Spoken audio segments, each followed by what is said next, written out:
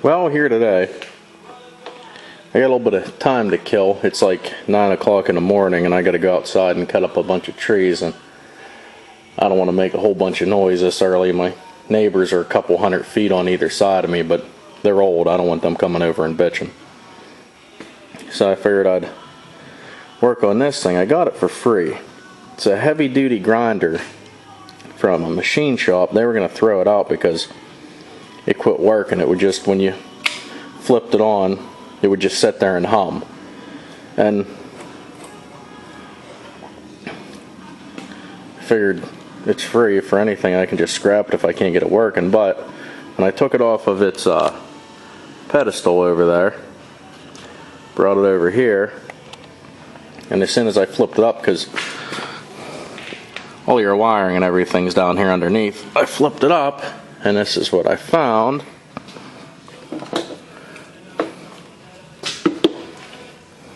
This is the capacitor. It blew up. And what the capacitor does, I'm no electronics genius, but I know just enough to get myself in trouble. There's two different types of motors use capacitors. It's called capacitor start and capacitor run. Some of them are both. They use a capacitor for when they start and for when it's running. This one's a capacitor start motor, and what the capacitor does is that when you turn it on, for a split second, this motor is going to draw more amperage than the circuit that is supplying it, so it relies on the capacitor to give a quick discharge of energy, and then when it comes up to its running speed and the amps drop down, the capacitor recharges itself. The capacitor is just like a big battery that, instead of releasing energy slowly over time, it does it instantaneously. And I have a couple capacitors laying around from different things I've tore apart and whatnot, and this is the capacitor out of it, and that 45 UF right there, that's 45 microfarads.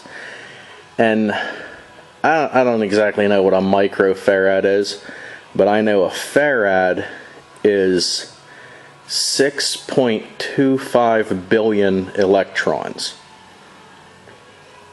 So that's what it stores. So what 45 microfarads comes out to be, I have no idea. But I have, what's this one here?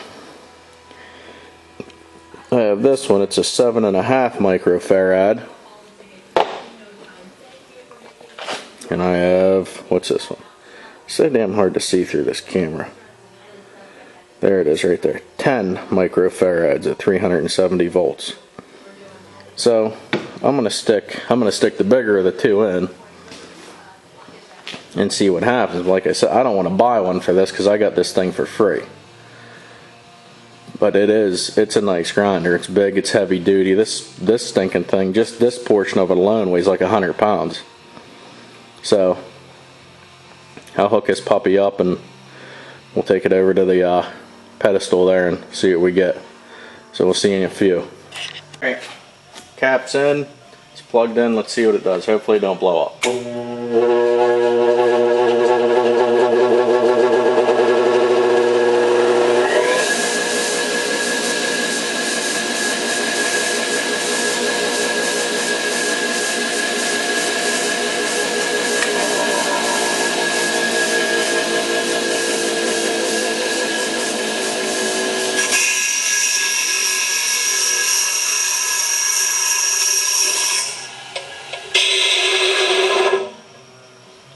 Alright, there you go. That thing probably cost a couple $100 to buy.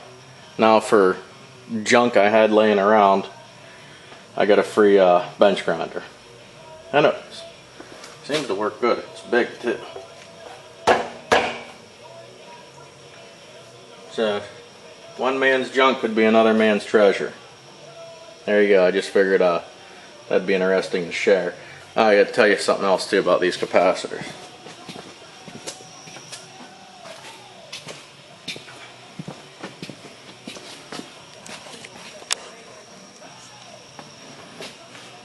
Where the hell am I at here? There we go. like I had said before, the lighting in here is horrible. This is in the addition I put on the garage. I only got one light in here, so it's terrible. But see these two?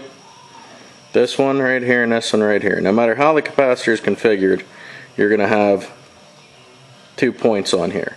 Like I said, these things store electricity. If you touch these and this thing's charged, you're going to get shocked. And some of these, even the small ones like this, some of them are powerful enough they can kill you. So, like I said, when you watch my videos and you see stuff like this, if you really don't know what you're doing, don't just do it because you watched a video that showed you some way of how to do it. Have fun.